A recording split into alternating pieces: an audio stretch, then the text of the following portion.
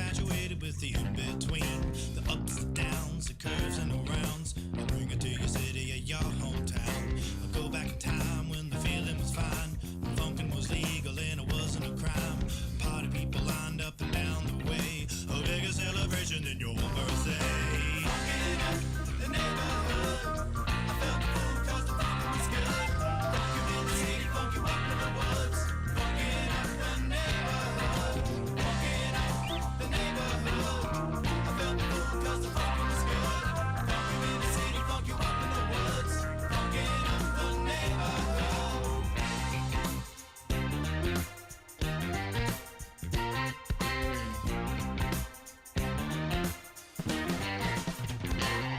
And I have seen the world pristine, funk you up in the bushes, funk you down in the trees. Now look around, all the frowns, the yellow, the white, the red and the brown. And keep in mind, it never costs a dime, 'cause funkin' is free, I remember the time. Now look today, the streets are gray, time to take it back to yesterday. Funkin' in the neighborhood, I felt the fool 'cause the funk was good. Funk you in the city, funk you up in the woods. Funkin' up the neighborhood, funkin' up the neighborhood. I felt the fool 'cause the funk was good. It was good in the city, funk you up in the woods. Funkin' up the neighborhood.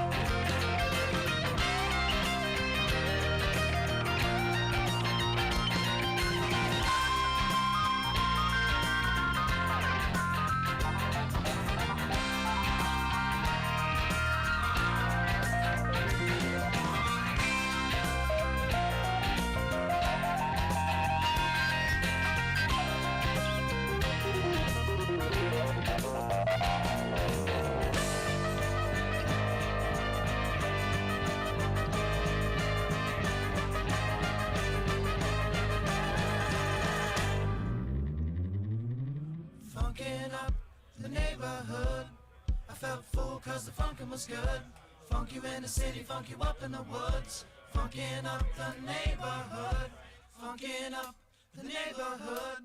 I felt full 'cause the funkin' was good. Funk you in the city, funk you up in the woods. Funkin' up the neighborhood, funkin' up the neighborhood. I felt full 'cause the funkin' was good. Funk you in the city, funk you up in the woods. Funkin' up the neighborhood, funkin' up the neighborhood. I felt full 'cause the funkin' was good. Funk you in the city, funk you up in the woods. Funkin' up the neighborhood.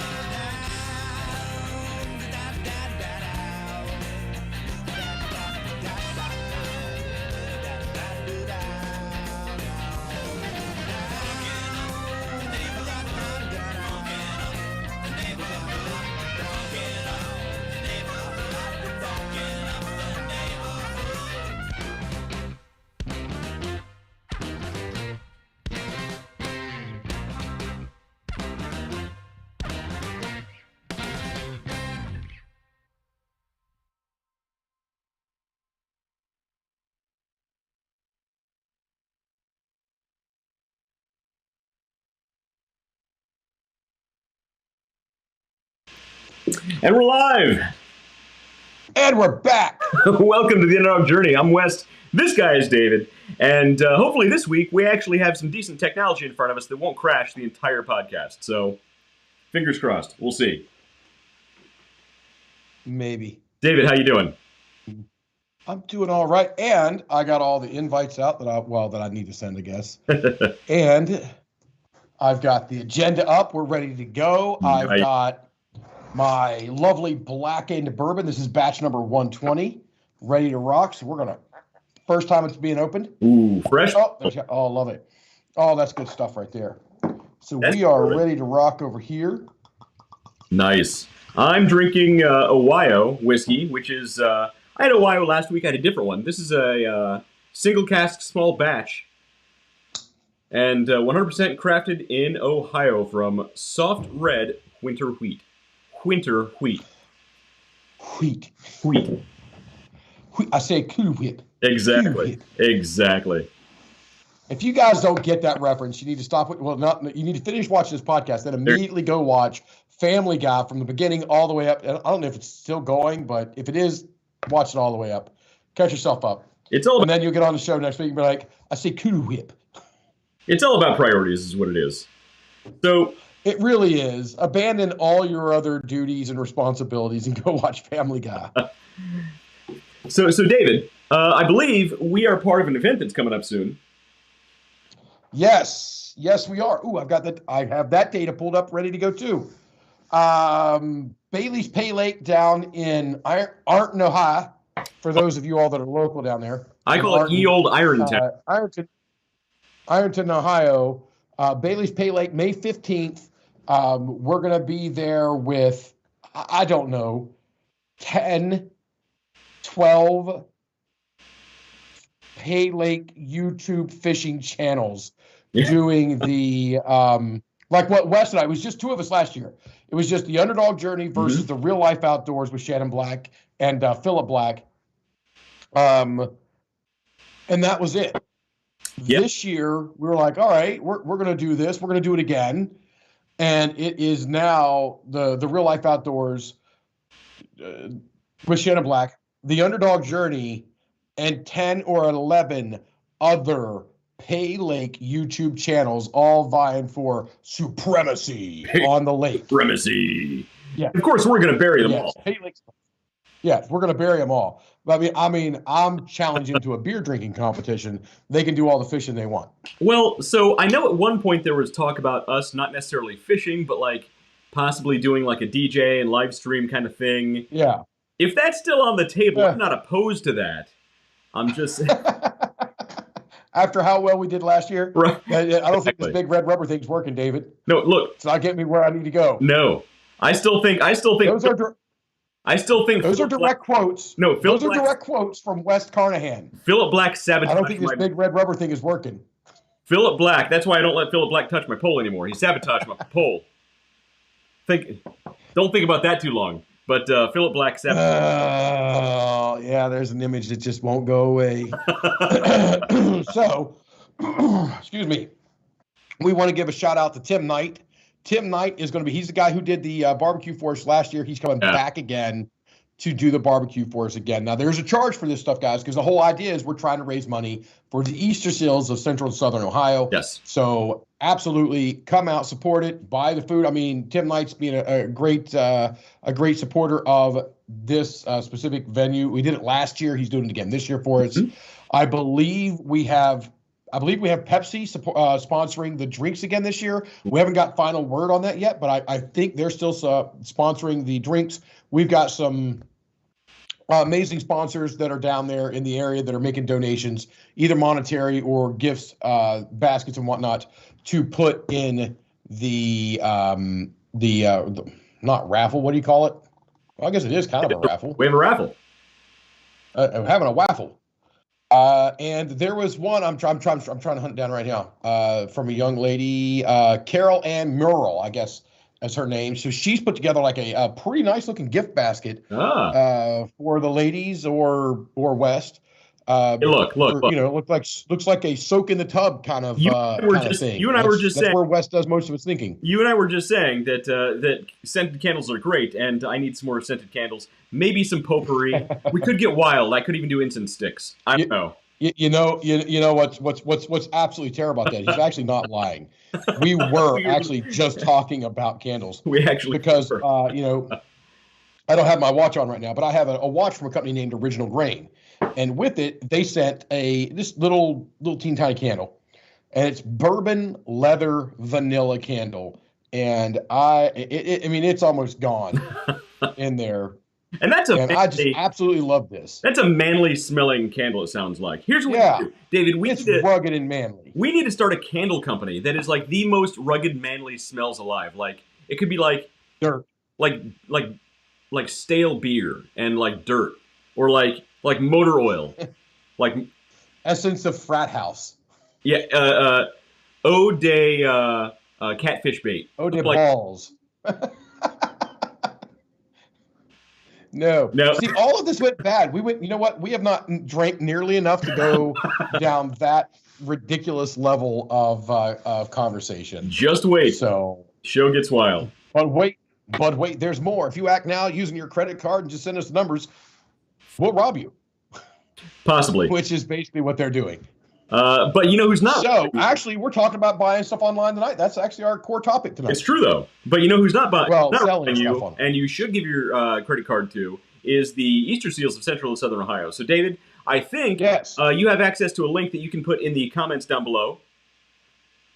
I will check here and see. Because Shannon usually pops in. Is Shannon on here yet? no, I don't believe he is. But Shannon's not on here yet. He created a GoFundMe, and all the funding from the GoFundMe goes directly to the Easter Seals of Central and Southern Ohio. So once you get that link, please give and donate. It really goes to a good cause, and it doesn't go all over the world and to executives in far-reaching parts of Beverly Hills. All of that money stays locally. All of the money that you donate to the Easter Seals will stay locally. In Central. And it says Central and Southern Ohio, but the money that we raise for this event actually stays in Lawrence County, which is the county that we're in down there. There you go. So, where we're holding the tournament. I mean, you're in Franklin County, Ohio, and I'm in Onondaga. I don't know. I'm in somewhere in New York. New York. I'm in a county in New York. Yeah, David's big old New York City guy. It's I'm a New Yorker. Flinging. So actually, earlier today I was in Boston. This past week I was in Boston. I'm in New York. I'm in Buffalo starting the beginning of the week, and I end my week over in. I've got the middle of the week. I'll be in Long Island. The last day of the week on Friday next week I'll be in Manhattan. So, says the guy who said he didn't want to travel anymore. I didn't say I didn't want to travel anymore. I said I'm not going to travel as much, and I haven't. I've literally traveled every.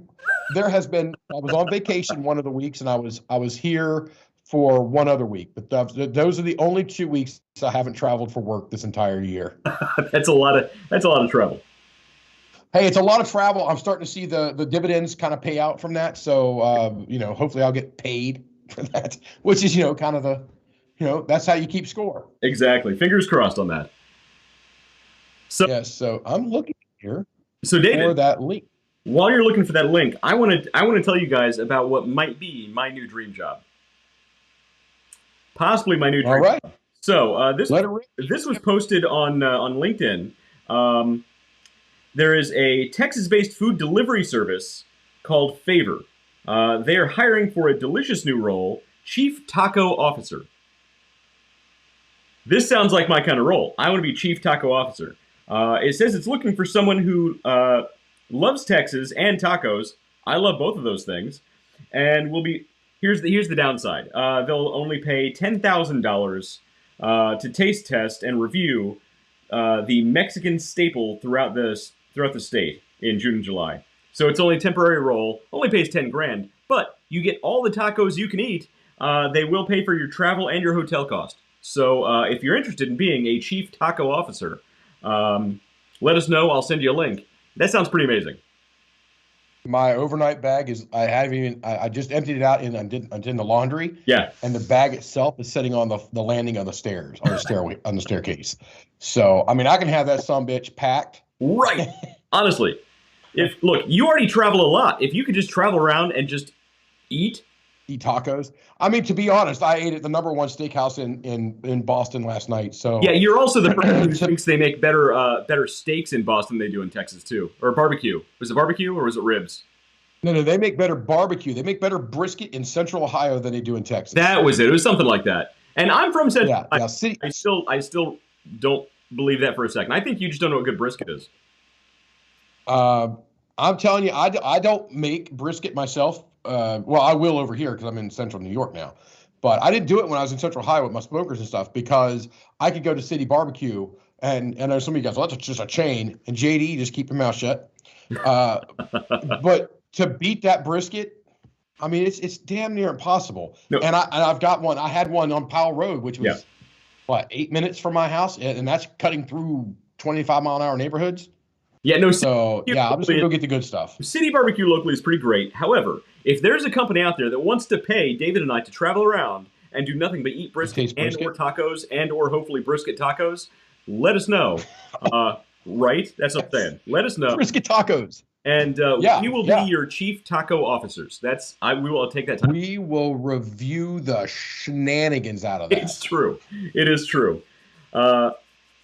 So, David, we sidetracked David with the talk of brisket and tacos. So he's looking for that link. Well, and then you went. Okay, so we had tacos, and then we had brisket, and then you were all like, "Oh, Brisket tacos. brisket tacos." So Exactly. The holy grail of foods. It's true. it is. So there's a place. It actually is a chain called On the Border.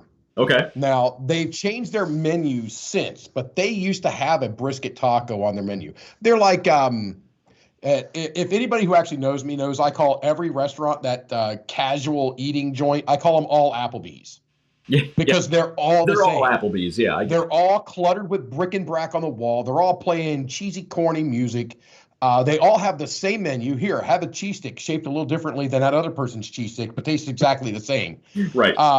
So you've got Applebee's, the core. Then you've got Italian Applebee's, which is Olive Garden. You got Texas Applebee's, which is Texas Roadhouse or Lone Star, either one of them. That's Texas Applebee's. Then you got Friday Night Applebee's, which is TGI Fridays. They have a lovely TGI Fridays in Jacksonville.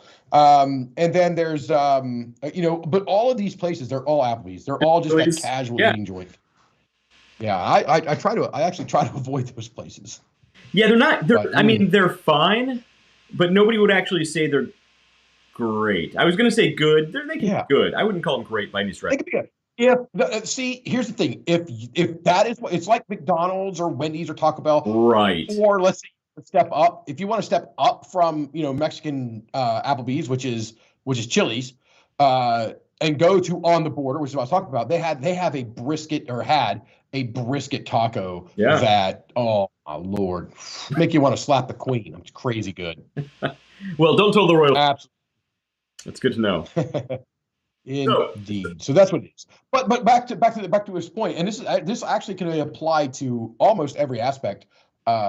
If what I want is a McDonald's double cheeseburger, right? Just to flat out, that's what I want. I want a McDonald's double cheeseburger. We all know the flavor. We all know the taste. We know exactly what it's going to be. Is it going to be good? No, it's garbage. But it can, if you want, and there are times where I'm like, you know what? I just want a McDonald's cheeseburger. And if I was to go to TGI, what is the Applebee's? Ruby Tuesday Applebee's. We'll call it Tuesday Applebee's, and got their triple prime burger, which was actually a pretty good burger. And I ate that. Yeah, and I'm going to be disappointed because guess what? That's not a McDonald's burger. Same thing for the other places. That you say they can be good, they can't be great. Because they can be good. Because if that's what you're looking for, it is if this is the box that you're checking, you got it. True. So it's the perfect place. It's true. So to sort of climb out of this food rabbit hole here, if you want to apply for the role of... Why would we do that? We do a whole show just like on a bad plan. We could start a new podcast just on reviewing food and talking about food stuff. For all of you guys out there that want to see us have 15 different podcasts, let me know. It's true. We have 15 different ideas at least. Laura L. Lyons Black, how you doing? Good seeing you. Hope to see you again at this year's fishing competition. And don't take any more embarrassing pictures of me. That's all I ask. Well. So, but it's probably she's mom. But if anybody out there wants to be chief taco officer in the Texas region, let us know. I'll send you a link. That's pretty awesome. There's another piece of news that I have to mention. Since last week, guess what? Elon Musk actually bought Twitter. In case anybody hadn't, everything we predicted and said came true. That thing that we predicted and came true. Yes.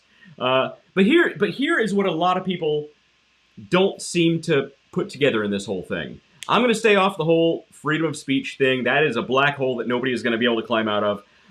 What I'm going to talk about, though, is there's a lot of people who have said, why doesn't he just take that $44 billion and start his own social media company? He could have made something from the ground up with zero controversy. Problem solved. Here's why. I'll tell you why. He didn't He just didn't buy the company. What's that? So he didn't just buy the company. He didn't just buy Twitter. No. What he paid $44 billion for was the user base. You and me. Was us. He paid for the user base. Because you can start something anytime you want. But to actually get people to use it and to get it off the ground and running, he could have done that. Or he could just buy something that's already super successful and say, there you go, we're going to run with this. And that's exactly what he did. I've got to make these tweaks, but it's already there. Well, yeah, I mean, yeah. So he bought the user base essentially.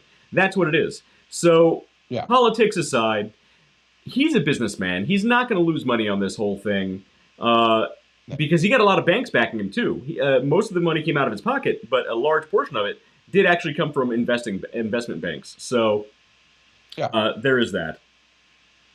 But that's pretty amazing news. Like, you got to think of all the news outlets now.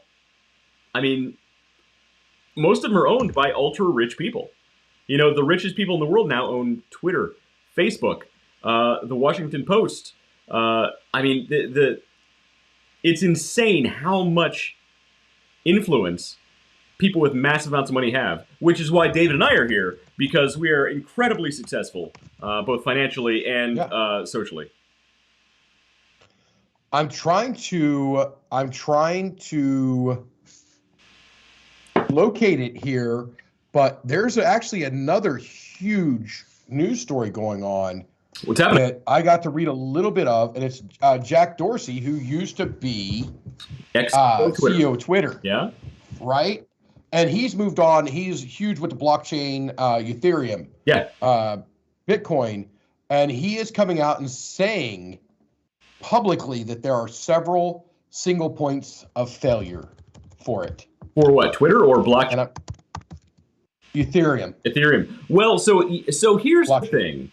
So here's why I am, as time goes on, I'm less and less excited about cryptocurrencies, is because does anybody out there in the entire universe honestly believe that within the next few years, the government won't start regulating it and or launch their own federally backed cryptocurrency once these others are essentially neutered?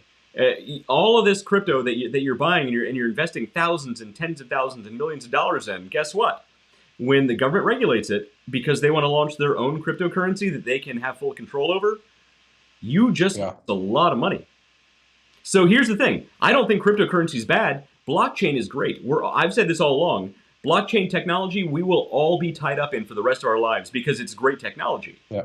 However, cryptocurrencies in its current state, right now we're in the Friendster world of the potential of cryptocurrencies. If you get the reference, you get the reference. Yeah. So Friendster was the first social medias that evolved into MySpace, that evolved into Facebook. Yeah.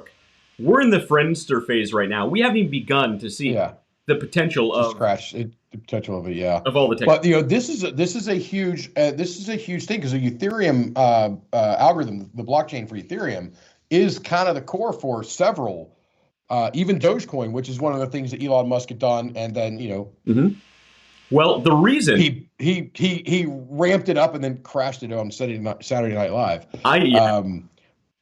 Which we called that too. It was like, or he can make a joke about it and it'll tank, and he made a joke about it and it tanked. So I'm still holding, man. I'm still holding. But he's talking about several single points of failure on it. Now it does not. I mean, clearly it doesn't go into what these points are. But I'm interested because this guy has been a huge proponent of Bitcoin, Ethereum.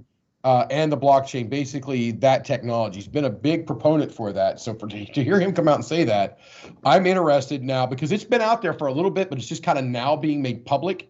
So I'm interested over the next couple of weeks, kind of what happens with it as this starts to make its way around.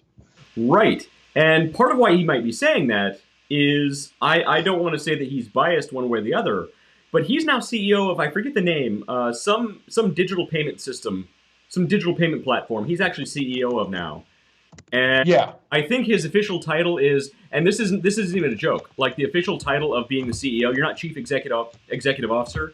It's chief blockhead, I think they call it. And that's not a joke. That's Yes. literally what they call it. Yeah. Yeah. I mean, well, yeah. I mean, I get it. And I think honestly, I don't think Bitcoin, I don't think monetary systems under the blockchain, I mean, we may get there sometime in the future. It is contracts, car titles. Right. Those are the things that I believe that the blockchain is really going to, or the Ethereum style blockchains. I really think those are the things that we're going to see in the future. That's where it's going to make these huge things. So just think about it this way, because we've talked about this on the show before. Yeah. Where you can say, if you sell this, 5% goes to here. So let's say you have a piece of property, you sell it for $100. Real quick, small, low numbers. $100. But inside the blockchain of that deed to that house, every time it gets sold, 1%, 5% goes to the trust, I guess, of your family. Yeah. So from here till forever, until somebody rewrites that contract, that's there, and it pays. Well, I mean, there's a lot of stuff, and there's a lot of stuff to be done with it. Right, and when you put percentages on those sales, guess what? When a piece of property appreciates in value, that 10% now is much more later, because it's still 10%. So that's one of the reasons. So to Jack Dorsey's point, the reason Ethereum-based technology is so important to these other things, especially like NFTs, is because it has this functionality built in to where you can add addendum data to the blockchain itself. So you can actually, like when you're buying an NFT, you can append links and actual files, Word files, any kind of data that you want to add to the blockchain, you can then add to that piece of the blockchain, which is why it's so important for contracts. And in the future, I don't think you'll ever deal with paper contracts. You'll deal with probably an NFT-based contract. Now, that's not like buying a piece of pixel art for $100,000 and thinking you're going to make a profit on that. That's ridiculous, and good luck to you. But when it comes to actually signing contracts for loans, to buy a house, to buy a car, to get married, infinite possibilities there. So good stuff. Yeah, there is, and it's very interesting. It's very interesting. I'm excited to see where it's going to go. Yeah. But I really hate where it's at. Yeah, well, because it's so scammy right now. Because there's so many who are selling pieces of pixel art to teenagers and people in their early 20s saying, "Oh, you buy this for $3,000, you can sell it in a year for triple that." And guess what? Right now, maybe you can, but the vast majority of people, you're never going to sell that picture of a monkey made out of 10 pixels for anything down the road. You're flushing your money down the toilet. It's not going to be worth anything. The reason a piece of art, like traditional art, is worth something is because it's tangible. There's only one. There's only one ever. And here's something we're going to say for a future show. There's actually a guy who built an algorithm to literally right-click. When you right-click on a photograph on your computer, and you can save that file to your computer. He actually wrote an algorithm that automatically goes out and essentially right-clicks all of the NFTs, every NFT in existence, and saves them to a centralized location. So you think you have a one-of-a-kind piece of artwork because you bought the NFT for it? Guess what, my friend? We covered this in the past too. Literally anybody can go, right-click that image, and save it to the computer. You don't actually own the rights to that image. You don't actually own the publication rights to that image. You own that portion of the blockchain. Here's what you own. You own the link. You own that portion of the blockchain that contains a link to a server where that image is stored. However, literally anybody with 2 brain cells that they can rub together can then go in and swap that image out for anything they want, or they can just flat go delete it. But you still own that piece of the blockchain, so guess what? Good purchase. You own the blockchain. The server can go away. He can move the product. He can delete. The owner of the actual digital file can delete it. Right, exactly. So here's something interesting too. So not to go down this. But if you're looking to launder money in a hurry, blockchain and NFTs are for you. Well, so not to go down this rabbit hole, it's the NBA. I forget their NFT. Yeah, we never wait. We never go down rabbit holes, so let's not do that. No. I was like, go ahead. The NBA, yes. I forget what they. But go ahead. So the NBA launched a NFT project. Actually, all major sports have them now. I forget what they call it though. But what they do is they actually create little video clips of like famous sports moments, and you can buy this little video clip as an NFT, and you're like, oh my god, I actually own Kobe Bryant's slam dunk home run in the sports ball game, and this is amazing. Every time you think it's an investment, but guess what? You don't actually own that video clip. You don't own the publication rights. You don't own the broadcast rights. They can play it in perpetuity for the rest of time. You don't own a single thing. You own a piece of the blockchain that has a URL in it. You don't actually own that file. It's not an investment. Yeah. I promise you. It's NBA Top Shot. Yes, Top Shot. Top Shots. Top Shot. That was it. Yeah. Yeah. So it is not an investment. None of this is an investment. It's a gimmick. Yeah. We're gonna give you investment advice. Don't. You're better off buying Doge. Yes, Dogecoin. It's going to the moon. Which you're still holding Doge, aren't you? I am.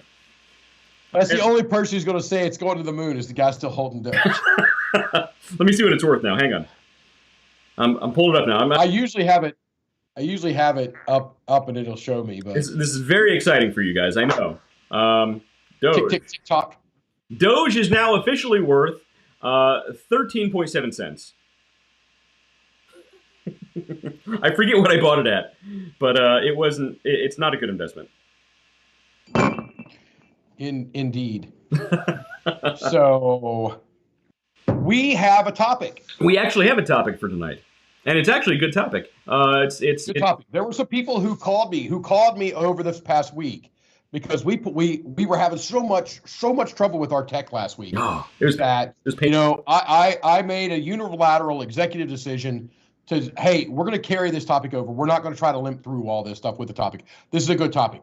So we had a lot of people call me and say, not a lot. When I say a lot, there's like 3 people called me, and I think a couple people texted me. It's like, dude, I actually wanted to know more about what the topic was, moving into e-commerce and things of that nature. So, happy. We're here to please. Some more than others, David. Some more than others. But this topic is actually really good. I have that effect. So this isn't the most exciting stuff. However, if you ever... And West goes, and we're moving on. And we're moving on. But look, so some people are going to consider this to be not the most fun topic in the world. I consider this super, super helpful. This is actually our favorite marketing tactics for 2022. Because here's the thing. The world's different. You go back to 2019, it was one world. You go to 2020, it's a completely different world. You go to 2021, we're getting there. 2022 is almost trying to restart, but it's so rocky. There's so many political things happening. There's so much turmoil in the world. You cannot rely year over year for the last 3 years on the same tactics. You can't. You have to grow. You have to evolve. And some of this stuff may seem redundant, but when used correctly, it is a whole different animal. So this is actually really good stuff. So right now the world's facing some massive changes, massive challenges, and it is up to you. If you want to make money online, you can definitely do it, but you gotta do the research and find out how to do it right. And that's what we're here to talk about today. So again, these are our favorite marketing tactics of 2022. Let's get started. Number one. Before we get started, I would like to mention how good Google's email scan algorithm is, because we are talking about this, and now in my Facebook feed, feed, I have advertisements for e-commerce advertisements. It is the inception of advertising going on my Facebook feed. It's absolutely hilarious. And they're literally vying. Hey, we've got this advantage over XYZ, and then I scroll a little bit further. Oh, well, there's XYZ saying, hey, we have this advantage over ABC. And the next one, both of those guys are garbage. Use us. And it's crazy. It's all about designing websites, setting up e-commerce, how to take payment, and all these things where it's flat fee versus percentage. And I mean, just all kinds of great things. So, but I just wanted to say that because it's just because we held this over from last week. It's been sitting in my inbox and not in my world. If I leave it, I always mark things unread if they're not done. If I still have work to do on it, I leave it unread, so I have to finish it. So it's been unprocessed in my way of thinking for a week, and clearly Facebook and Google are talking back and forth because the bullet points are in our stuff. It's just like, oh, this guy's prime. Send him these. He'll buy something. I didn't. So David, do we need to do another episode on big data? Are we allowed to say that? Oh, really offline. Gone. Oh, instantly. So anyway, no, moving on into this. So we're making our way back to you, girl. No, we're making our way more into e-commerce. Yeah. So some of these are going to sound obvious, but we're going to explain why it's not obvious and how it's actually different from what you're expecting us to say, how it relates to like what you've done in the past, right? So number one, sounds obvious. Don't just move into e-commerce, move more into e-commerce, right? So, under the current climate, to the e-com. Yeah, under the current climate, if you're not interested in e-com, if you're not looking into e-com, man, you should be. You absolutely need to.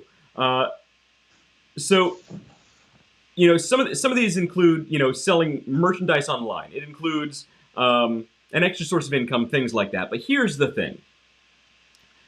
Every business, big and small, should be on e-commerce. And what does that mean? What if you're like, I don't know how to do it. I can't compete. There are resources out there to where you can actually, for free, build an e-commerce website and start selling your stuff right now, right? Name me any business, and I can tell you how it can be online. Because here's the thing. E-commerce right now, the reason it's so much more important than it was in 2019 is because of 2020, right? In 2020, if you only had a brick and mortar store, or if you only had spit and handshake contracts to go out and do some work, guess what? In 2020, you were out of luck.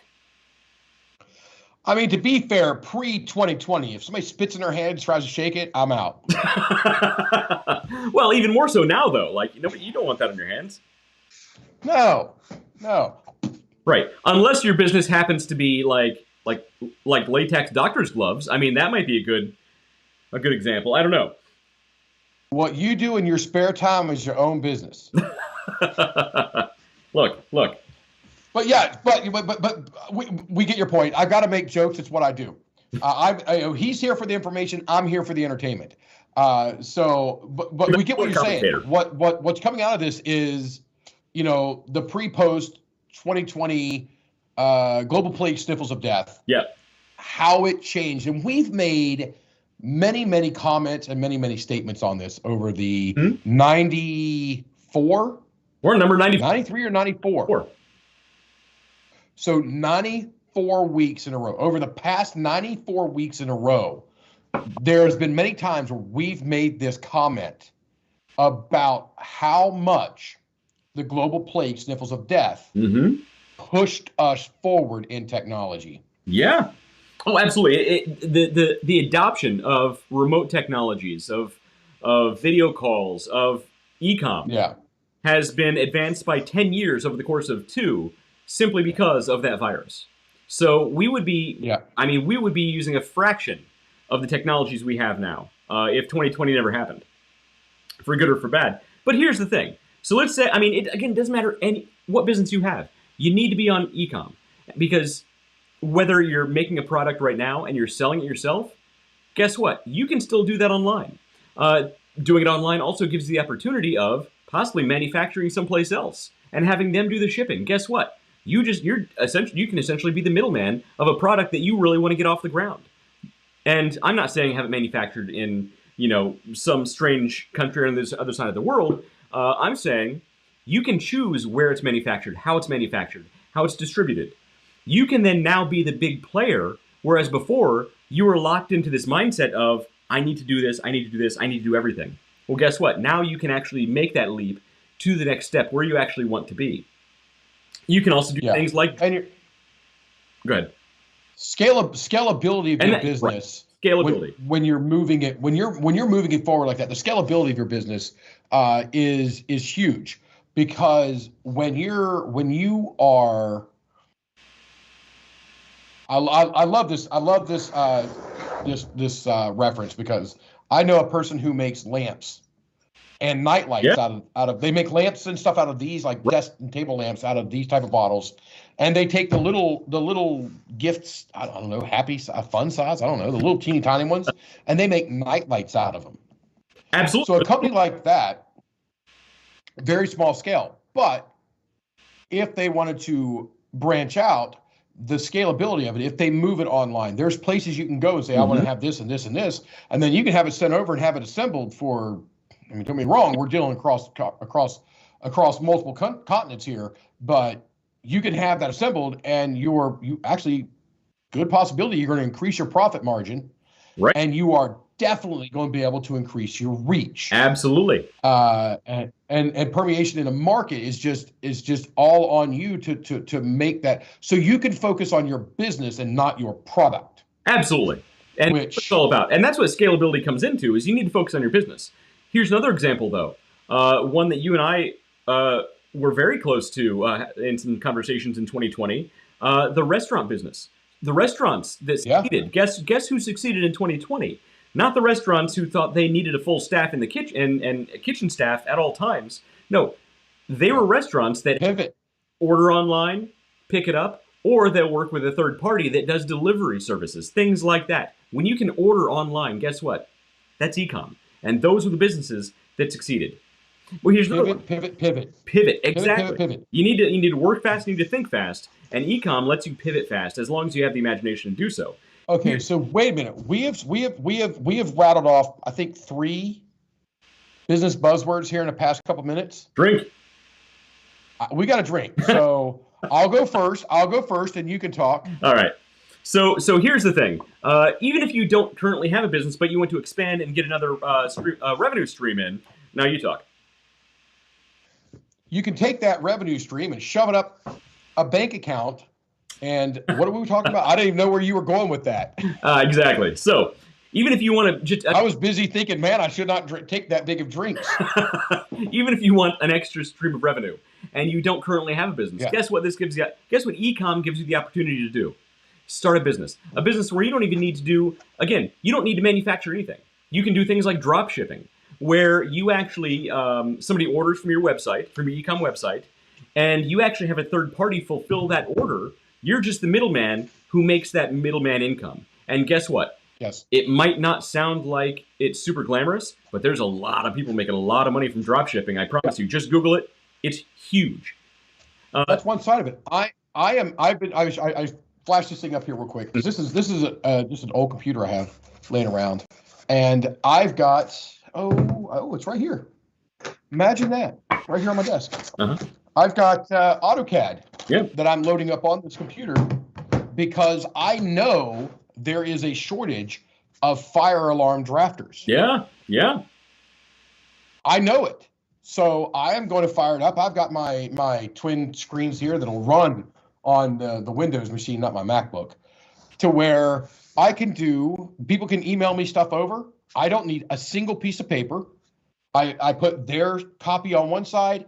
I can put the AutoCAD on the other side and just copy what they had and put it digital, send them the file back, and be done.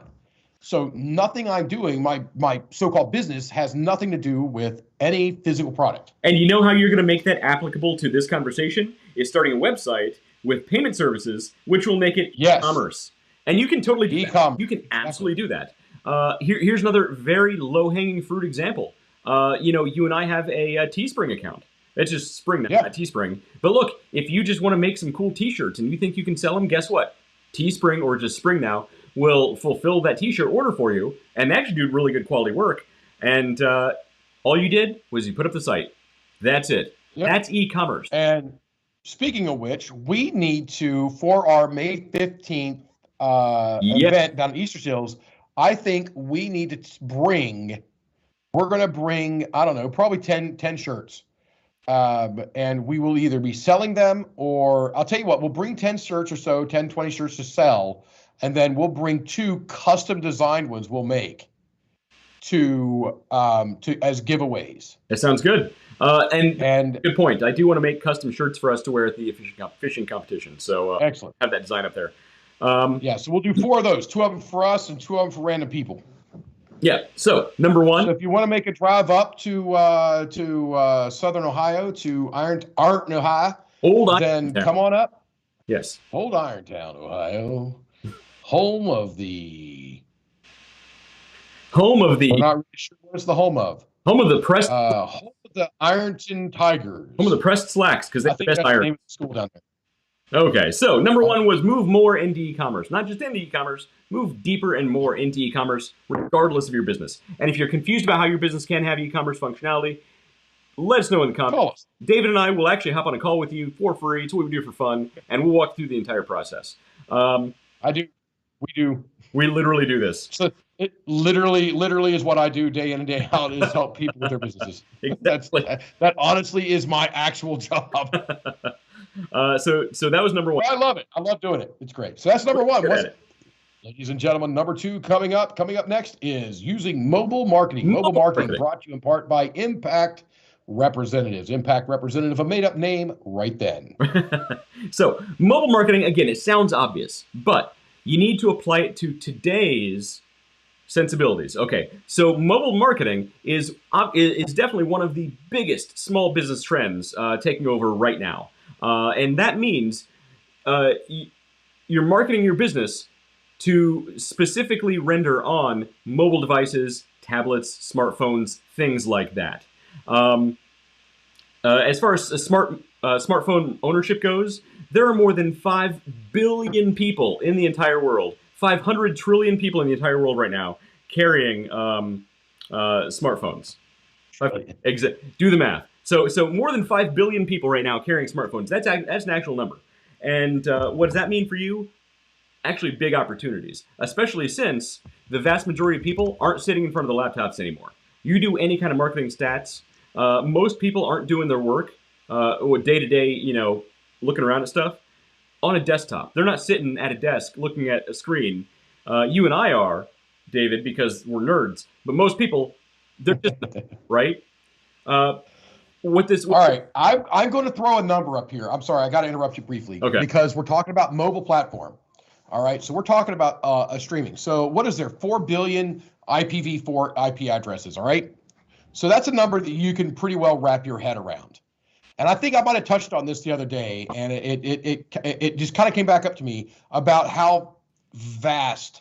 Because when you said there's 100 trillion or 4 trillion or whatever it is, I'm like, you know what? What is that number? Because I kind of want to know what number we're looking at. So I'm posting. Well, that's not it at all. Son of a biscuit. It's trying to post a GoFundMe link again. So because I don't even know what this number is. So we're gonna copy it again and see if it will. So 3.14 times 10 to the 38th power. That is the number we're talking about, and I'm going to show you what that looks like. What is that number reference? This is the number of people that you can have on. Sorry, the computer started listening to my conversation again. This is the number of people you can have on a mobile, on an Internet of Things connected devices. Here it is. Click the button. What is going on here? I've hit enter like 4 times. There it is. That's the number. Now, if anybody knows how to actually pronounce that number, by all means, call us in. We'll put you on the air live right now if you can do that. That is the number of IPv6 addresses that are available. I'm not sure what that has to do with. Okay. It has to do with the scalability, how many, because you're talking about rendering things for mobile devices, yes, mobile platforms. most of the technology is going mobile. Most of the technology is machine to machine or M to M type technology. So before, when we were limited, so as you're moving into there, just to give you the scope of the type of reach you can have on e-commerce, the type of reach you can have, it is so much larger than what you actually think. Right. Oh, 100%. And here, so here's the thing, right? So when it comes to mobile marketing for your business, the granularity to which you can actually target people on mobile devices will blow your mind. We're not going to go into another episode about big data because we don't want to get kicked off Facebook again. But like legitimately, you can target, get as granular as you want to. You get like 10 people in the entire globe who see your ads. And that is what it's all about, right? So it's not just having an app. And now an app is great if you can have an app. And actually, we're going to do a show soon on how to build an app for free. We're going to show you how to do that in a future episode. But it's not just about building an app. It's not just about having a website that is mobile friendly. No, what it means is when you want to put ads on Facebook or Instagram, guess what? You want to build them specific for the mobile versions of those apps, because you don't want to build a one that is using aspect ratios for a desktop. It doesn't matter. Nobody cares, because 99.9% of those people are using this. They're using their smartphone. This also means mobile marketing means that you can, if you can actually get somebody to give you their cell phone number, you can send text messages. Here's a stat that most people don't know. Text messages have a 98% response rate. 98% response rate. Anybody who's done any kind of emailing for any kind of business knows if you get 20 to 30%, you're rocking, man. You're on top of the moon. 98% is ridiculous. If you can build a good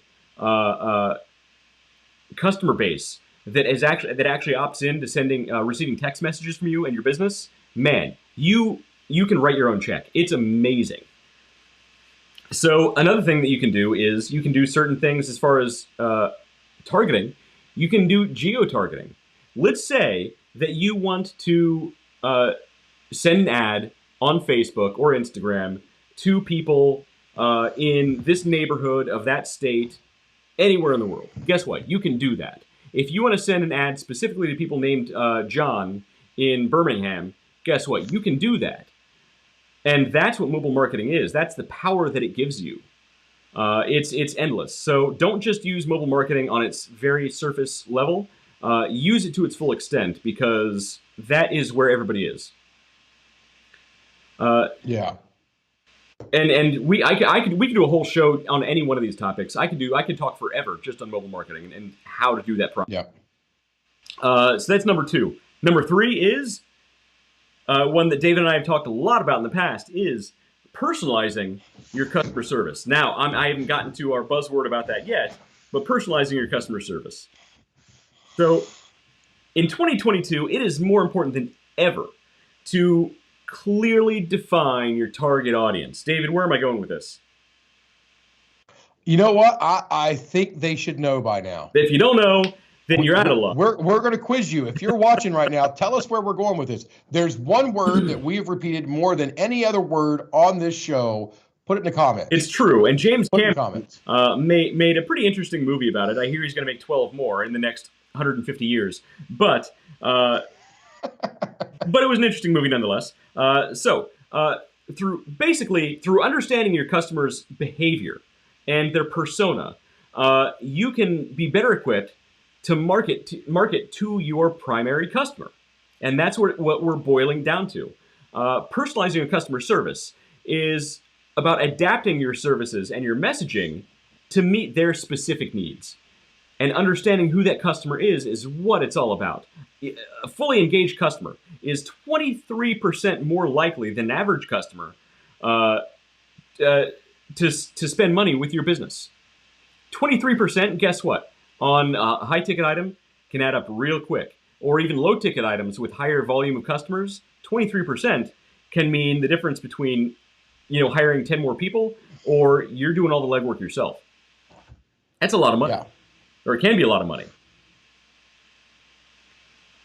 So Either way, it's nearly 1/4%. Right. Or it's nearly a quarter of whatever you're trying to do. 23%. That's pretty close to 25. I mean, if you do it. Yeah. Yeah, it's pretty close to 25.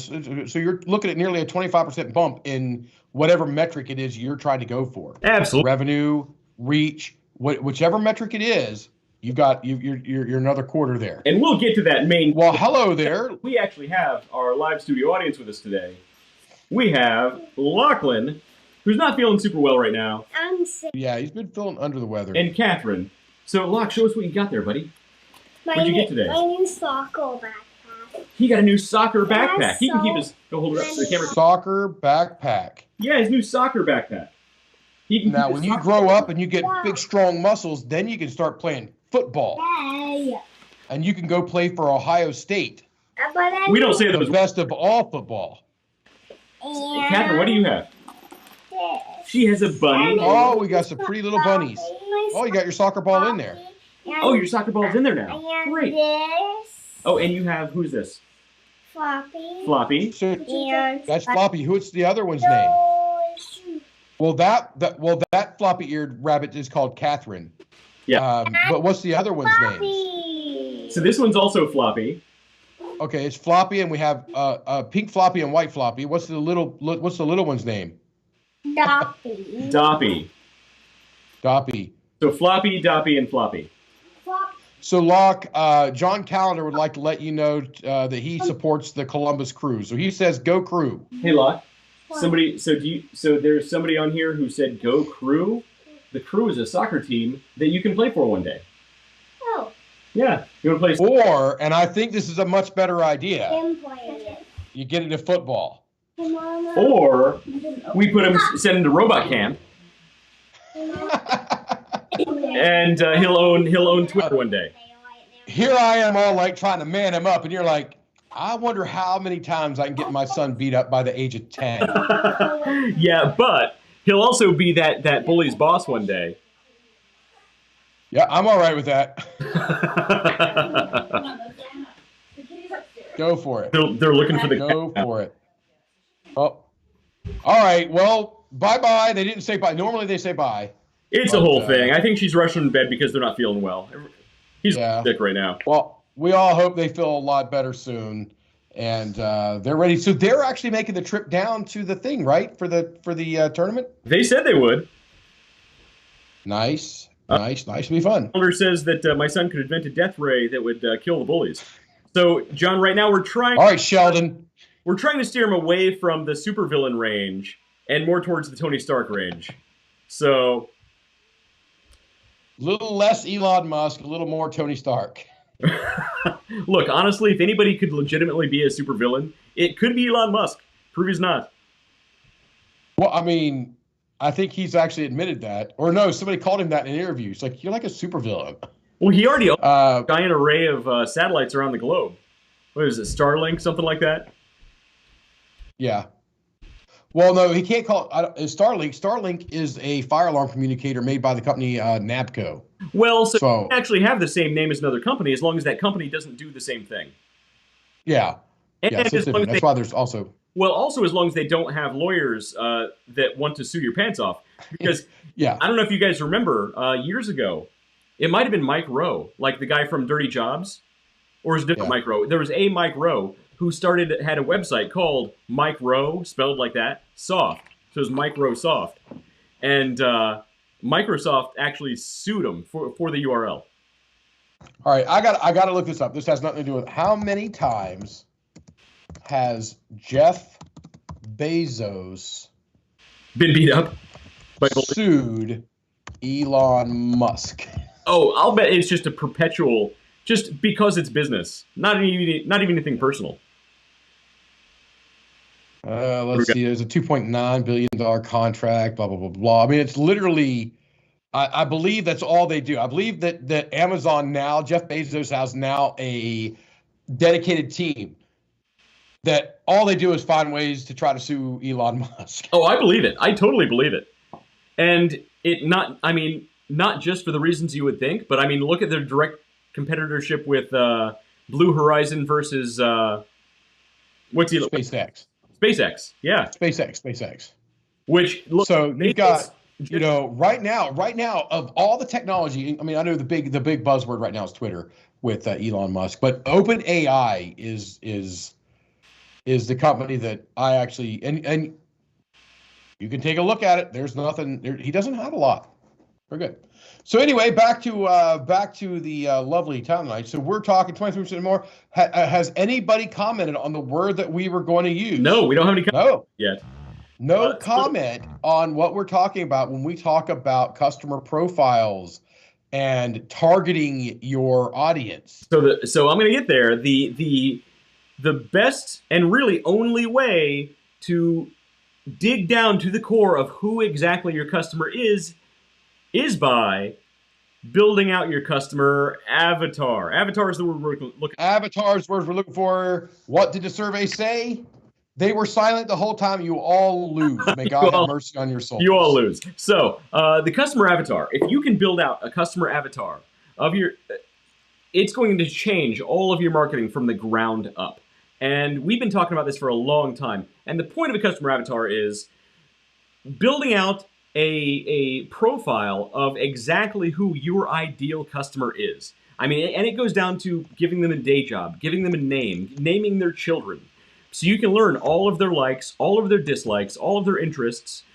Because when you're speaking to an individual, your marketing and your messaging and your language is going to come across significantly different from if you're speaking to a group of people. You know, and I've used this analogy before, whether you like it or not, I still think it's accurate.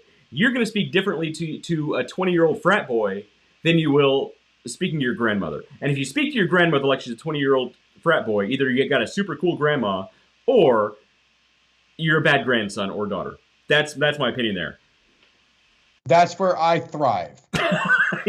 Are you saying you're a bad grandson? Absolutely. So the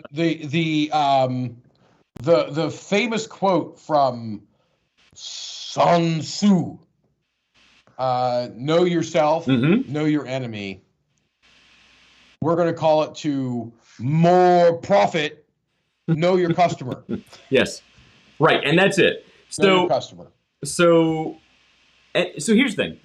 When you're first starting out and you don't have any data on your customer, it's fine to just build out who you think your ideal customer is. But as you start selling, as you start learning more about who your customers actually are, you might be very surprised at who is actually paying attention to you, who's actually interested in your product.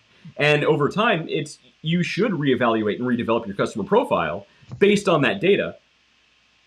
Go ahead. We talked about this just recently we went through, what was the guy who we were pulling videos from his YouTube and looking at his analytics about his views. What was that? What was that, the stuff that you pulled up for him? Oh, he did like...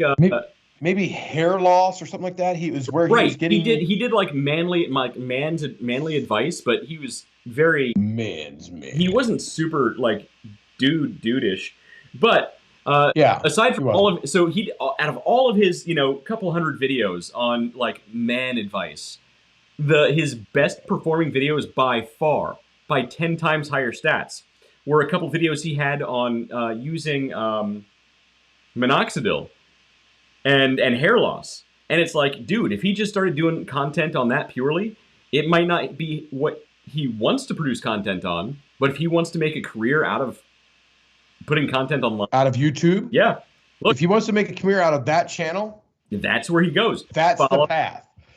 So you could start, basically what Wes was starting, and that's what ran us into this, was you can start with your box. You know who you're trying to speak to. Now, you're speaking to this one person. Now, you're going to pick up this, and this, and this. So maybe your product, your service, your conversation doesn't resonate with Ken, who is the name of your avatar. Name your damned avatar. Okay? It doesn't resonate with Ken, but Steven over here, who's just a kind of a vertical adjacent to your avatar. We have to drink. I said vertical adjacent. Oh, yep. So Ken's vertical adjacent to your avatar. Maybe it resonated very well with him. So you need to start looking at, where the bigger. So there were only 3 Kens that watched your video, but there were 100 Timothys that watched it. Right. you need to rename your damned avatar to Timothy. Mm-hmm. Actually, no, you don't have to rename him. You can keep Ken. You know what Ken likes, and you can build what Ken likes.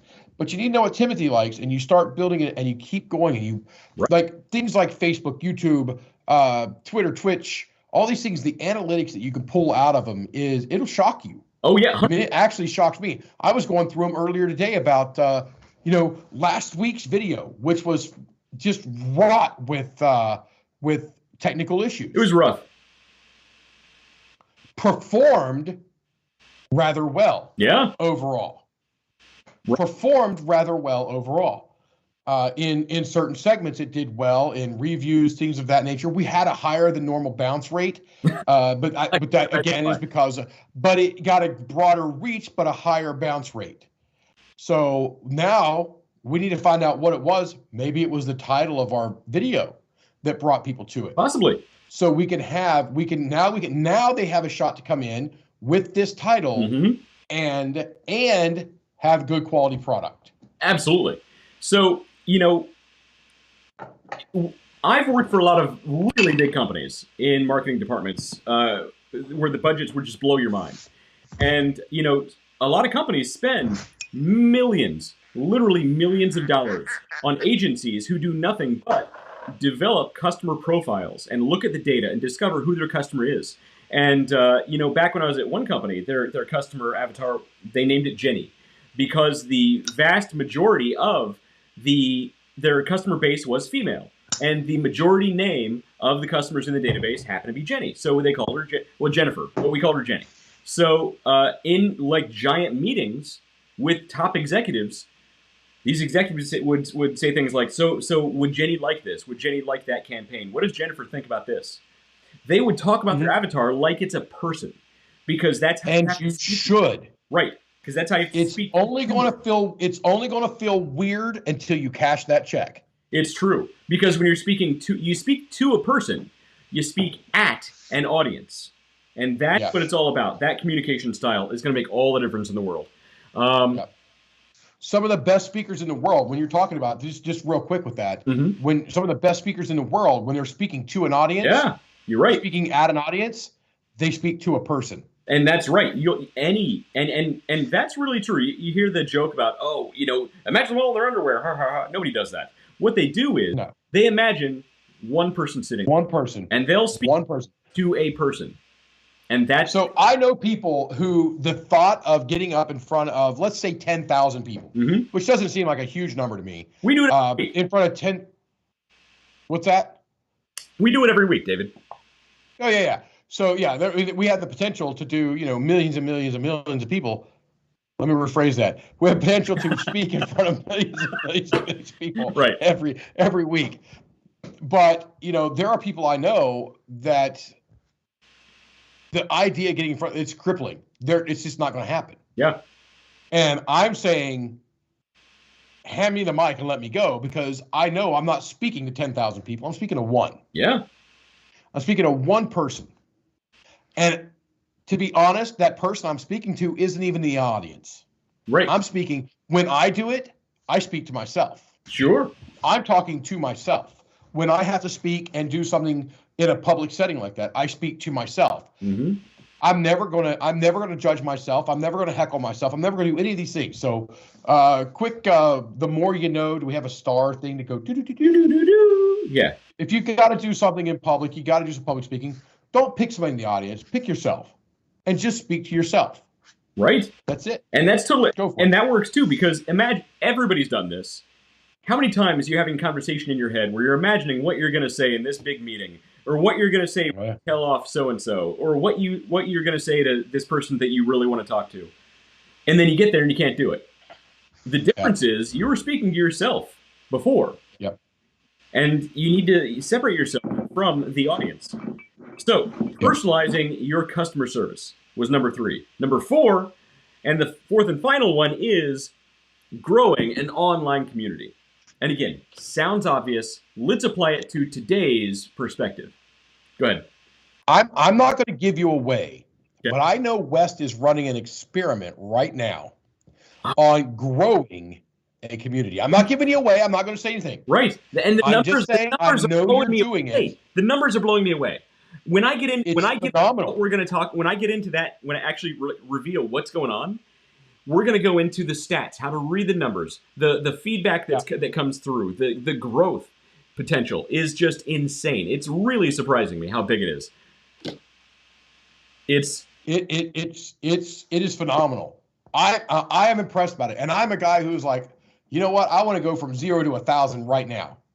I'm perfectly okay with that, but I also know there's a trillion steps to get to 1,000. There are infinite numbers in between every single number. So the number of steps and the number of things, as long as you're moving forward, let's keep the growth going. Let's keep it going and build that. But what Wes has been able to do, and this is one of those things where we have talked about this on this show about niching down. Yes. Yes, that's how you say that. Niche. Niching down. It is not a niche. It is a niche. When you niche down and you are more focused, not aggressive, focused. And that's another thing, a football tie in there as well. Don't be aggressive, be focused and intense. So when you are intense and you are focused, the results, especially when you are niched down to this avatar, this demographic, this customer profile, the results are staggering. Yeah. And I can't wait for you to reveal it. I don't know when you're going to do it. It could be 6 months, could be a year. I don't know. But when we do it, guys, you got to watch the show. You got to watch that show because it is what you've been able to do with it is second to none right now. I genuinely surprised. The growth arc on it is crazy. So we'll talk about this afterward because I'm debating how big I want to grow it before we start talking about it. But so number four is growing an online community, and community is the key word in that, right? And how you apply that to today's perspective. So this relates directly back to the previous three we just talked about.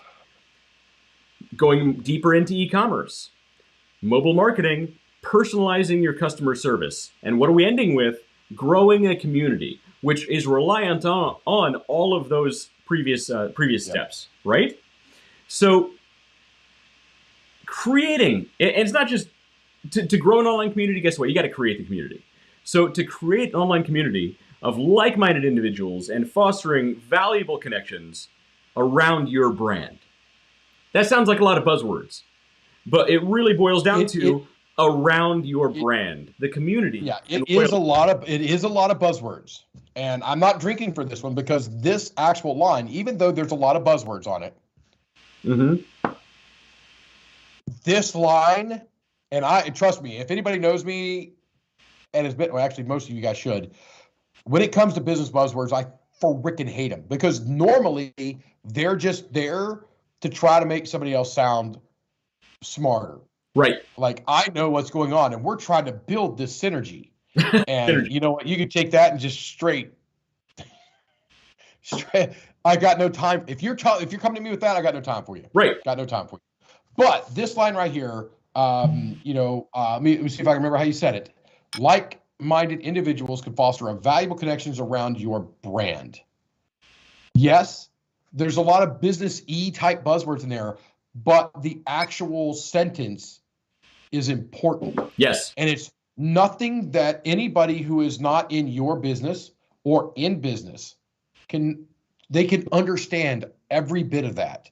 Right. It can apply to your making lamps out of blackened bourbon bottles. Mm-hmm. It can apply to dog treats. It can apply to piano lessons and tuning. It can apply to moving companies. But it can also apply to your own personal life as well, of how you shape your own brand. So it is applicable and usable by anybody. So yes, there's a lot of businessy buzzwords there, but I would not classify that as a business buzzword sentence. I really like that sentence, by the way. You're welcome. So how do you do it? How do you build a community from the ground up? So it really comes down to the content that you put out there. And that can be things from social posts. It can be things like blogs. Basically, all of these pieces of content that you put out there help to establish your brand and help to establish you as the authority of that subject matter. And that subject matter is based around a specific niche. I'm glad you mentioned niche earlier, David, because it centers around a specific niche that your brand is associated with. And when you can put out content that establishes you as the authority on that subject, guess what? People who are interested in that SME. People who are interested in that niche will flock to it. SME, not Siri. Siri, stop listening to how do you turn Siri off on a freaking MacBook Pro? Hey Siri, tell us all about David's search history, browser history. Let's see here. Nope. This is a family show, David. History. So here's the thing. Let's see history. Sun Tzu quotes, Jeff Bezos, steakhouses in Boston. I don't live a wild life that you may think. I don't search for things that are inappropriate, as it were, that are not family safe. GoDaddy. Every time if you look at my search history, you're going to find GoDaddy domain name searches. We do a lot. That's what I do. We might own a few. That's domains. what I do. Yeah. I had one renew today. I'm like, what renewed today? But I own mycircles.com. So that renewed today. Right. So in addition to things like just simple social posts, where you're establishing your brand and even yourself for a personal brand as an authority, there are other forms this can take. It can be video content, right? If you want to go on YouTube, it can be live streaming, where you have one-on-one communication with your actual audience. It can be things like going on Reddit and doing an AMA and Ask Me Anything, where people actually come on and they'll actually ask you questions, and you can answer live in these forums. Because what this breaks down to is then not just putting out content, but creating communication with your audience, right? Because level 1, content, you're speaking to them. Level 2, interactive content, where you can speak with them and interact with them. And with video content, not just in the comments, but video content is an interesting animal because it is sort of one way because you're creating content that they then listen to, but since they're also viewing you, they feel this sense of connection. How often do you watch a TV show or watch a video on YouTube where you kind of feel like you know the person, even though you know for a fact they don't know you and they probably don't care who you are? Yeah, Sherlock Holmes, House, and the guy from Lie to Me. Well, for you, they're all genius. They're all genius people that are a bit assholes, so it resonates with me very well. Well, for you, I was thinking specifically the guy from Top Gear. For some reason, you think he's your best buddy. Jeremy Clarkson, I'll take that. Yeah, you think he's going to be your best buddy. In the meantime, he's like, I don't know you. Me and Elon Musk are pretty close. It's Let's true. see here. The Muskinator. So, but what that comes down to I don't call him that. But what it comes down to is supporting your audience and building that not just one-way communication, but two-way communication, where you can create a genuine connection with them. So now you're not just an authority, you're an authority that they can actually come to for advice in this specific niche. That is growing your community. And what that does is it actually builds loyalty within that community. When you subscribe to YouTube channel, are you more likely to subscribe to YouTube channel where the person only posts videos and never has any interactions with their viewers? Or are you more likely to view a channel that is interactive in a way where it feels like they're speaking just to you, where they probably reply to some of the comments, at least some of the comments, where they probably also have a blog where they might put more content that they might reply to feedback. I mean, it's invaluable, and even big brands are learning this. Big brands are doing this by having whole teams on their whole social teams that do nothing but reply to comments and make people feel good about the brand and building that community, growing your online community. And that's the key word. Okay, so I got because on this specific topic about reaching out to somebody who I'm gonna can I share this as a link? Yes. What happened there? Where'd it go? Oh, I can just click the button that says copy. All right. All right. So there is this guy, chubby bearded guy. So I don't know. Maybe I have something in common with this guy. But his name is Fernando Euphrates, or I don't even know how he pronounces his name. Fernando Euphrates? That doesn't sound like a real name. Fernando Ufret. Whatever you do, do not give that. Fernando, but no, he plays guitar and sings. Okay. Now he does an excellent Cartman impression, but he'll actually sing really popular songs in the voice of Cartman from South Park. Okay, that's pretty awesome. And okay, so you can. Here it is. So go look for well, John Calendar says, I was not going to put that on the screen. screen. You are promoting OnlyFans.com. I wasn't going to put that on the screen until just now. John, thanks for bringing that to the forefront. Thanks for bringing that up and making that a hard topic to get around. So if you're into that sort of thing and you want to build that kind of online community, there's always OnlyFans. David and I were going to start an OnlyFans page, but then they decided to strike. All of OnlyFans decided to strike. So I put up here Fernando Ufret, right there it is. But he does live videos that you can pay for. He interacts and you can do tips and things like that. I guess it's like OnlyFans, I suppose. But he does it through YouTube. He's actually quite good. Now, I found this guy when I was going through listening to a lot of music that I skipped because I thought all music was garbage except Metallica. And so I found Alice in Chains. Well, it was actually because what happened, and this is really going to tell on me. So okay, I don't know where we're going with this. I never listened to the Foo Fighters because I had them confused with the Wu-Tang Clan. Oh, I've heard this story, and that's hilarious. That is really. So I had no idea. I had no idea who the Foo Fighters were. No clue. I had them. I thought they were the Wu-Tang Clan. I thought it was the same stuff. And I'm like, I have no use for that type of music. That's not even a room. And then I'm hearing this. Now I'm hearing this music, and I'm like, and now it's 20 years down the road or more, and I'm hearing this music. I'm like, that's not bad. I like that. Who is that? And it's the Foo Fighters. I'm like, well, that can't be right. Who's this? Who's actually doing this? Foo Fighters. It's Wu-Tang and all that fun stuff. And I'm like, holy crap. And then I start reading it. I'm like, holy crap. That's who this is? I know this specific guy. What's his name? Dave Grohl.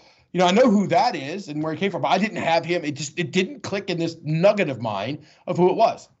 And I, ended up going back through and I got into Alice in Chains, and this guy does a cover of Alice in Chains, Down in the Hole. And I'm like, oh man, this guy's really good. So I subscribe to his channel, and you can actually do stuff and talk to him while he's playing his, mini concerts. Right. And he interacts throughout the whole entire thing. So while, not all the music that he plays is right up my alley, but I watch a lot of his stuff just because the guy's pretty cool. And he does a lot of I'm going to call it customer service interaction. And that's it. And it's building community. It's his interaction with his viewers. If he didn't interact with his viewers, he would probably still have a decent viewership, but not nearly what he has now. It's building a community. Yeah, I mean, he's not throwing down, Elon Musk numbers, but he's real fun. It's real good to watch. I mean, guys, go over, click it, give him a try, give him a like, a follow, do that stuff to us too. And share us out. For all the love of God, click the share button. Well, so here's just a housekeeping note, just so you guys know, both on Facebook and YouTube, the algorithms change all the time. We're not going to do another show on the algorithm stuff. We might do. We really do need to do another show on the algorithms. We'll make it more fun the next time. But the algorithms are changing all the time. The number one key that you can do to help make your favorite channel, hopefully this one, successful, is sharing out. So what you need to do is you need to like, subscribe, follow, leave a comment, do all the fun stuff. But most of all, share this video, because that is the number one metric that social platforms are using right now to help boost content. Yeah, there are a few channels or pages and stuff that I don't even, if I don't have time to read and see what it is, I'm sharing it. Yeah, flat out, I'm sharing it. Absolutely, and it's not just for us. If there's another channel that you like, or another creator that you like, that you just want to help them, right? And you're trying to think of, you don't want to buy their sponsor's product because maybe their sponsored product is garbage, but you want to help the channel. Guess what? Share out their content. Share, because that's what the algorithms want to see. Plus, it helps get them a broader range. The more shares, the more broader range. Right now, the amazing guys over at the MFB, the mother band. So the MFB, they do our song that we open with. They are our intro song. Yeah. Funkin' Up the Neighborhood. So that band, if they share something, it doesn't matter what it is. I mean, I don't care. So they got Funkfest going on down in Huntington, West Virginia. It doesn't matter. I'm sharing it. I mean, it's instant. Mm-hmm. I share it out, then I go back and read it. Yeah. Because I know I'm going to support them. Hands down. It's not even a question. I'm going to share it out. Mm-hmm. They support this channel. I'm going to support that channel. So help, when you see something you like, share it. Yeah. Just share it. It really does a lot. And we don't go through a lot of the we don't have a graphic to run on the screen to tell you to like and share and smash that like button or click the share or caress the algorithm. No caressing here. You know what? Send your application in. I may allow you to caress. All right, but you have to apply. I'm going to mute that. Otherwise, we want you to just click the button. So we do actually have something here, but it's only on my camera where it mentions the name of the channel, and it goes through the like. Okay. Subscribe. I need to build one of these for when you're remote. I only use this really when we're on the same camera together. But there's that, and it's on a timer. It's going to go through the whole things. But yeah, so share this channel, like, follow, subscribe, do all the fun stuff because there it goes with the socials. But there it is. Yeah, there it is. So and I'm back. And he's back. But those have been our favorite and actually the most useful marketing techniques and tactics of 2022. You can go through a lot of different BS that you'll see on YouTube and in other podcasts, but I promise you, if you do these 4 things, you will be head and shoulders above every single one of your competitors. It doesn't matter what your business is, I promise you. Yep. And if you have a business out there and you're like, honestly, I don't know how to do this. We not only say you can call us, we encourage you to call us. Oh, yeah. Reach out to us after the show. Reach out to us. It doesn't matter where. Reach out to us because we literally have fun doing this goofy stuff. We do this just for fun. This is why we do this, because this is fun to us. One of these days, we might monetize just to see what happens, and we'll probably eventually turn this into a viable business, but literally we're doing this just for fun because, look, this is fun for us. We're nerds. Like, we were doing this on our own, standing in a snowy parking lot after we closed down a bar until, 2 or 3 in the morning.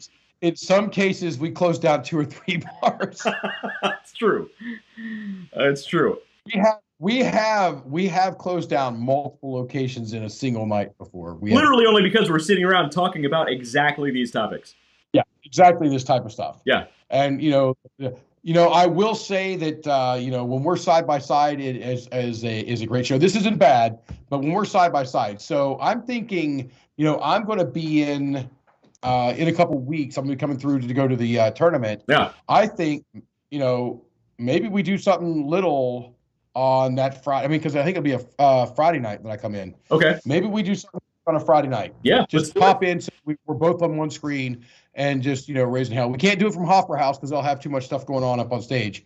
But, we could always ask them. We're still saying no, we got somebody else up there. Yeah, we'll see what we can do. I have a couple other ideas that might happen later in the summer where we can both get together and do some live stuff from really interesting locations. I haven't shared this with you yet, but we'll talk after the show.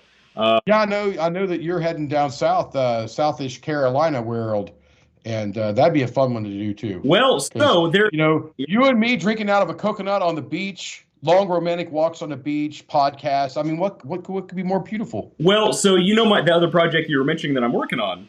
I don't know what you're talking about. There are a couple of other pretty big companies in that industry located right in that area that might be interesting to do a big reveal and talk about that industry. So nice. We still have. I was at the Boston Cigar Club this week. So we still have our open invite to Boston Cigar Club. We've got an open invite to White Ash over in near Providence, Rhode Island. Just down the street from Quahog. That's a joke, by the way. Wheat beer is what we like to drink. Wheat beer. I say Cool Whip. A whip. I say Cool Whip. So all right. It's getting weird. It's getting weird, guys. Okay.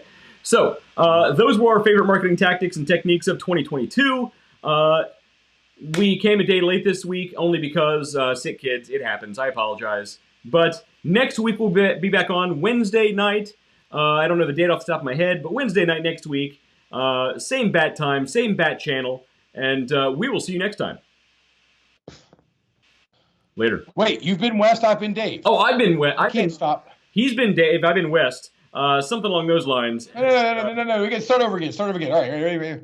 Same bat time, same bat channel. I've been West. This guy's been David, and we will see you next time. All right, now you can close.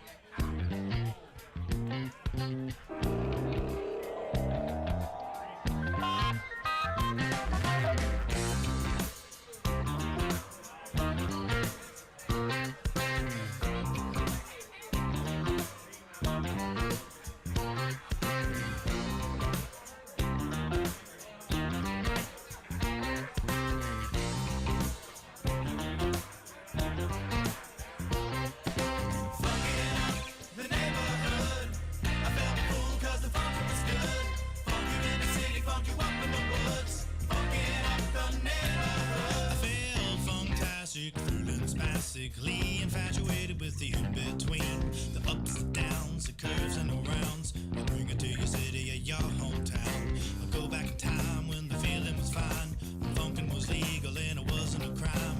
Party people lined up and down the way, a bigger celebration than your birthday. Funkin' up the neighborhood, I felt the fool 'cause the funkin' was good. Funk you in the city, funk you up in the woods. Funkin' up the neighborhood, funkin' up the neighborhood. I felt the fool 'cause the funkin' was good. Funk you in the city, funk you up in the woods.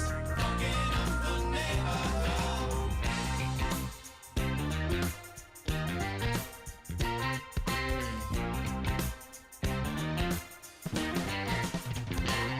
And I have seen the world pristine, funk you up in the bushes, funk you down in the trees. Now look around, all the frowns, the yellow, the white, the red and the brown. And keep in mind, it never costs a dime, 'cause funkin' is free, I remember the time. Now look today, the streets are gray, time to take it back to yesterday. Funkin' in the neighborhood, I felt the fool 'cause the funkin' was good. Funk you in the city, funk you up in the woods. Funkin' up the neighborhood, funkin' up the neighborhood. I felt the fool 'cause the funkin' was good. It was good in the city, funk you up in the woods. Funkin' up the neighborhood.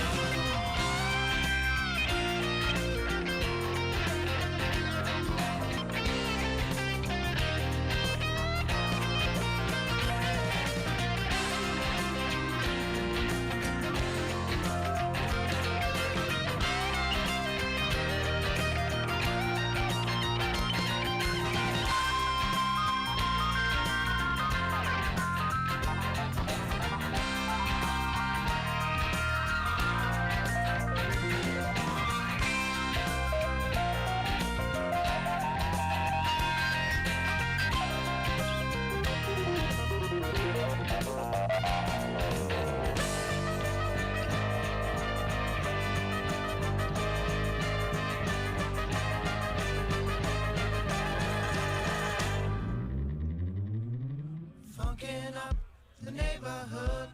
I felt full 'cause the funkin' was good. Funk you in the city, funk you up in the woods. Funkin' up the neighborhood. Funkin' up the neighborhood. I felt full 'cause the funkin' was good. Funk you in the city, funk you up in the woods. Funkin' up the neighborhood.